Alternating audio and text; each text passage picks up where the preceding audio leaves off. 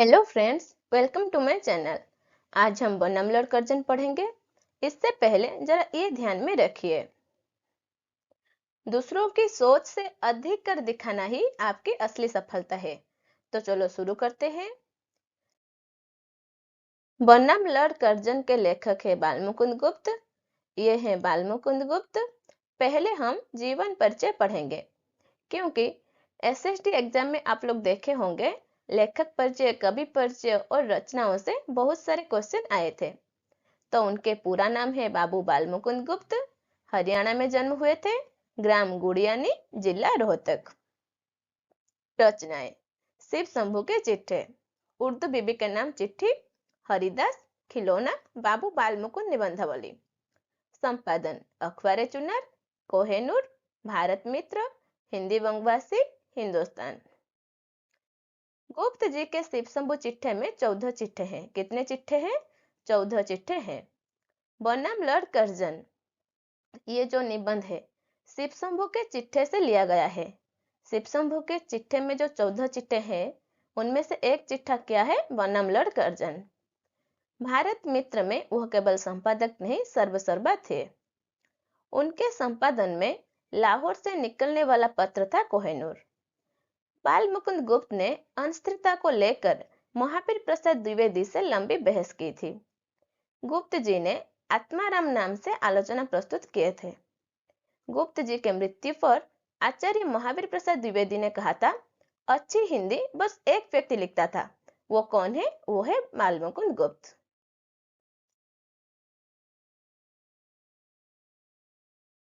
ये जो निबंध हम पढ़ेंगे ये एक चिट्ठी है। तो चलो पढ़ते हैं। मैं लड़कपन में इस बूढ़े भंगड़ को बुलबुला का बड़ा चाव था। बूढ़े भंगड़ कौन है? शिव शंभू शर्मा। गांव में कितने ही शौकीन बुलबुल बस थे। वह बुलबुलें पकड़ते थे, पालते थे और लड़ाते थे। जैसे गांव में मुर्गा लड़ाते हैं वैसे ही। बालक शिव शंभू शर्मा बुलबुलें लड़ाने का चाव नहीं रखता था। उससे कोई इंटरेस्ट नहीं था बुलबुल को लड़ाने के लिए। केवल एक बुलबुल को हाथ पर बिठाकर ही प्रसन्न होना चाहता था। पर ब्राह्मण कुमार को बुलबुल कैसे मिले? तो इससे पता चलता है कि शिव शंभू शर्मा ब्राह्मण थे। पिता को यह भय है कि बालक को बुलबुल दी तो वो मार देगा, हत्या होगी, अथवा उसके हाथ से बिल्ली छीन लेगी तो पाप होगा। क्योंकि वो ब्राह्मण कुमार है, इसलिए पिता को यह भय था। बहुत अनुरोध से यदि पिता ने किसी मित्र की बुलबुल किस दिन ला भी दी, तो सिर्फ 1 घंटे के लिए, तो उनको बुलबुल मिलती थी। हर दिन नहीं, कभी कभी मिलती थी, लेकिन सिर्फ 1 घंटे के लिए, वो भी पिता की निगरानी में। सराय के भटियारे बुलबुलें पकड़ा करते थे और उनसे गांव के लड़के 2-2, 3-3 पैसे में खरीद लाते थे। पर बालक सिम शंभू तो ऐसा नहीं कर सकता था, क्योंकि पिता की आज्ञा बिना वो बुलबुल कैसे लावे और कहाँ रखे। लेकिन उधर मन में अपार इच्छा थी कि बुलबुल जरूर हाथ पर हो। इसी से जंगल में उड़ती बुलबुल को देखकर जी फड़क उठता था और बुलबुल की बोली सुनकर आनंद से हृदय नृत्य करने लगता था। तो जंगल में उड़ती बुलबुल को देखकर क्या होता था? जी फड़क उठता था। और बुलबुल की बोली सुनकर क्या होता था? आनंद से हृदय नृत्य करने लगता था। कैसी कैसी कल्पनाएं हृदय में उठती थी। उन सब बातों का अनुभव दूसरों को नहीं हो सकता। जिसकी कल्पनाएं हैं उसको अनुभव होगा, दूसरों को क्या होगा? आज ये वही शिव शंभू है जो बूढ़ा हो गया है, लेकिन स्वयं इसी को उस बाल काल के अनिर्वचनीय चाव और आनंद का अनुभव नहीं हो सकता।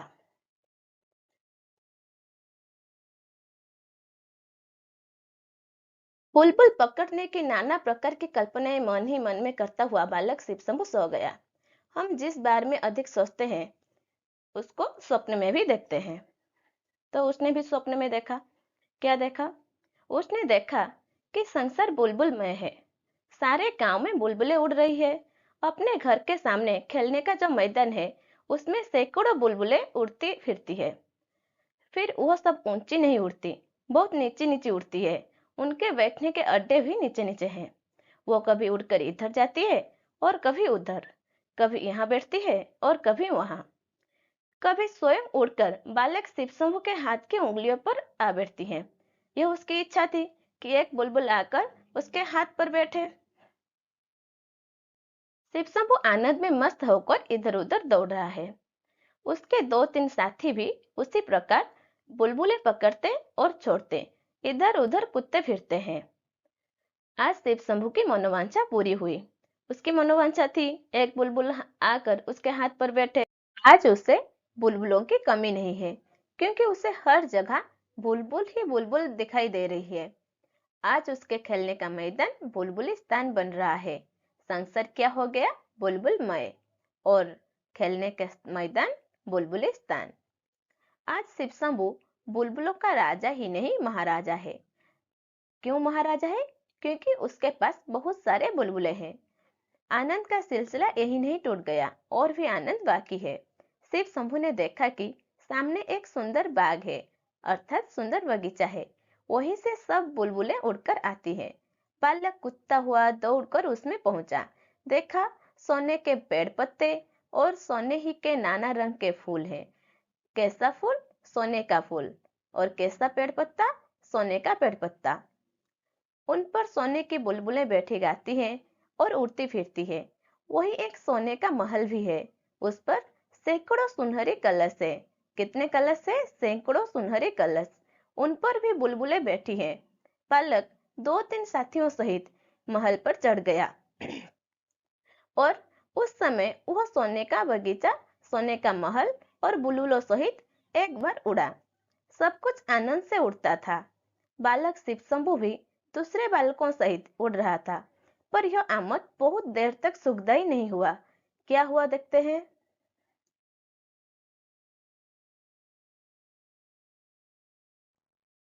बुलबुलों का ख्याल बालक के मस्तिष्क से हटने लगा। उसने सोचा, है मैं कहाँ उड़ा जाता हूँ? माता पिता कहाँ? मेरा घर कहाँ? इस विचार के आते ही सुख स्वप्न भंग हुआ।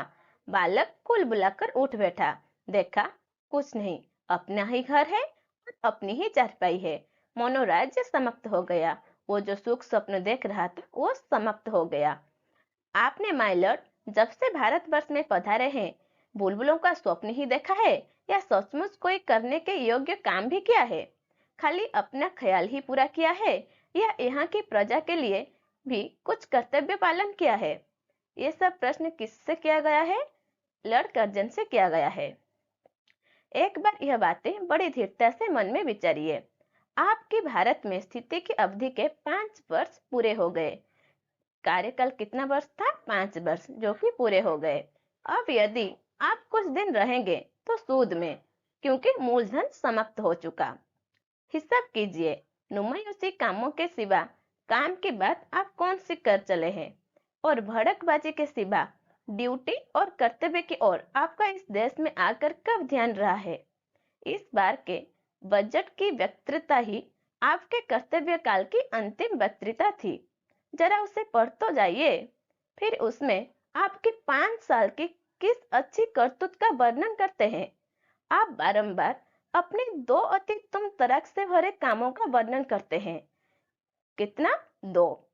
विक्टोरिया मेमोरियल हॉल और दूसरा दिल्ली दरबार। जरा विचारिए तो, ये दोनों काम सो हुए या ड्यूटी? सो और ड्यूटी में अंतर है। सो सिर्फ दिखाने के लिए किया जाता है और ड्यूटी प्रजा के मंगल के लिए। विक्टोरिया मेमोरियल हॉल चंद पेट भरे अमीरों के एक दो बार देख आने की चीज होगी, क्योंकि गरीबों के पास इतने पैसे तो नहीं है कि वो जाकर देखकर आ सके। उससे दरिद्रों का कुछ दुख घट जाएगा, या भारतीय प्रजा की कुछ दशा उन्नत हो जाएगी, ऐसा तो आप भी ना समझते होंगे। वो जो विक्टोरिया मेमोरियल हॉल बनाए हैं, इससे क्या होगा? दरिद्रों का कुछ दुख घट जाएगा, उनकी कुछ दशा उन्नत हो जाएगी? कुछ नहीं होगा। तो इसलिए वो बोल रहे हैं कि ये तो आप भी ना समझते होंगे।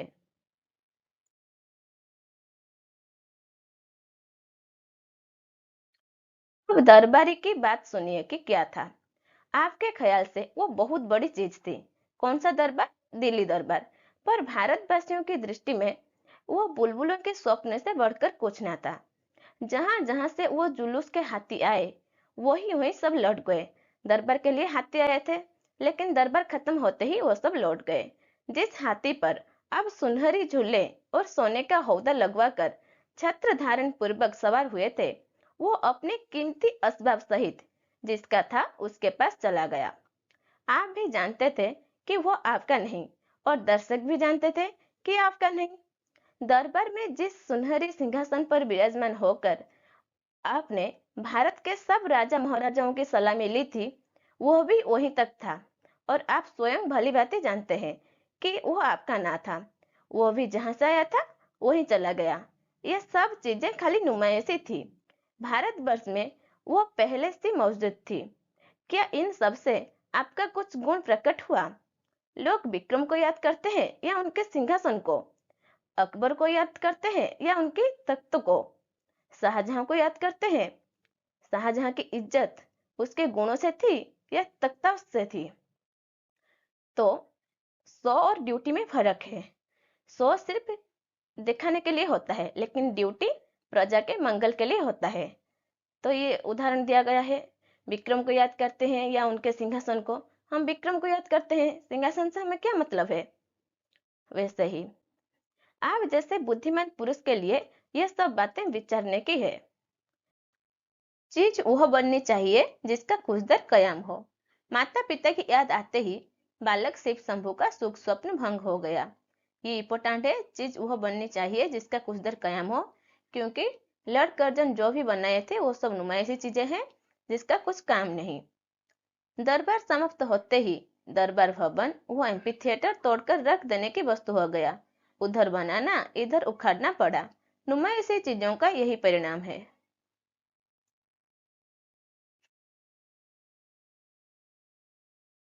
उनका तितलियों का सा जीवन है, क्योंकि तितली बहुत कम दिन जीते हैं।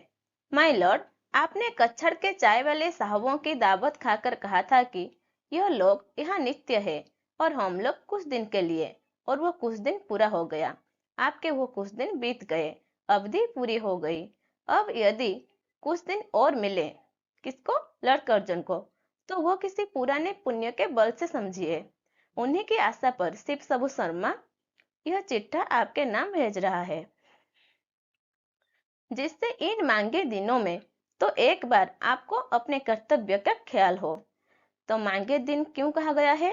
क्योंकि उसके अवधि पूरा हो गया है। लेकिन अब जो कुछ दिन उनको मिलेंगे वो सब उनके पुण्य के फल है। मूलधन चुक गया है, वो सब सूद है, इसलिए उसको मांगे दिन कहा गया है। ये मांगे दिन में तो एक बार आपको अपने कर्तव्य का ख्याल हो। जिस पद पर आप आरूढ़ हुए वो आपके मौरूसी नहीं, नदी नाव स्वयं की भांति है। नदी नाव स्वयं की भांति क्यों कहा गया है? क्योंकि इसके बाद आपको इस पद से कोई भी रिश्ता नहीं होगा। आगे भी कुछ आशा नहीं कि इस बार छोड़ने के बाद आपका इससे कुछ संबंध रहे। किंतु जितने दिन आपके हाथ में शक्ति है, उतने दिन कुछ करने की शक्ति भी है। जो आपने दिल्ली आदि में कर दिखाया, उसमें आपका कुछ भी ना था। वह सब कर दिखाने की शक्ति आप में थी। वो जो दिल्ली दरबार में सब राजा महाराजाओं की सलामी ली थी, सोने के हौदा लगाकर सोने के झूले में आए थे, वो सब सो था। लेकिन वो सब करने की शक्ति किस में थी? वो सब करने की शक्ति लड़का अर्जन में थी। तो ड्यूटी करने की शक्ति भी लड़का अर्जन में है। उसी प्रकार जानने से पहले इस देश के लिए कोई असली काम कर जाने की शक्ति आप में है। इस देश की प्रजा के हृदय में कई स्मृति मंदिर बना जाने की शक्ति आप में है। कौन सा मंदिर? स्मृति मंदिर।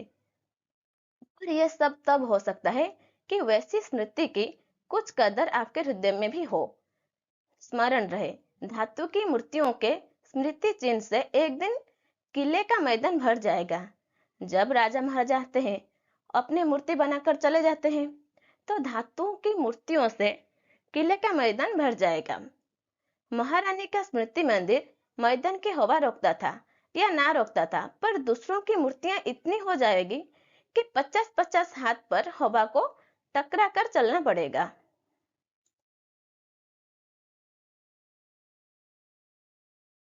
जिस देश में लॉर्ड लॉन्सडेन की मूर्ति बन सकती है, उसमें और किस किस की मूर्ति नहीं बन सकती?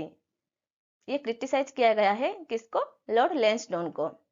तो इससे पता चलता है कि वो अच्छे राजा नहीं थे। माय लॉर्ड, क्या आप भी चाहते हैं कि उसके आसपास आपकी भी एक ऐसी मूर्ति हो जिसकी मूल्य कुछ भी ना हो? यह मूर्तियां किस प्रकार से स्मृति चिन्ह है, इस दरिद्र देश के बहुत से धन के एक ढेर है। अर्थात जब मूर्ति बनाई जाती है धातुओं से तो बहुत सारे पैसे खर्चे होते हैं। तो दरिद्र देश के बहुत से धन के एक ढेरी है वो मूर्तियां, जो किसी काम नहीं आ सकती। एक बार जाकर देखने से ही विदित होता है कि वो कुछ विशेष पक्षियों के कुछ देर विश्राम लेने के अड्डे से बढ़कर कुछ नहीं है। उधर सिर्फ पक्षियां विश्राम लेते हैं। माय लॉर्ड, आपकी मूर्ति की वहां क्या शोभा होगी। आइए मूर्तियां दिखावे। वह देखिए, एक मूर्ति है जो किले के मैदान में नहीं है, पर भारतवासियों के हृदय में बनी हुई है। पहचानिए, इस वीर पुरुष ने मैदान की मूर्ति से इस देश के करोड़ों गरीबों के हृदय में मूर्ति बनवाना अच्छा समझा। कौन? Lord Ripon. वह लॉर्ड रिपन की मूर्ति है। और देखिए, एक स्मृति मंदिर।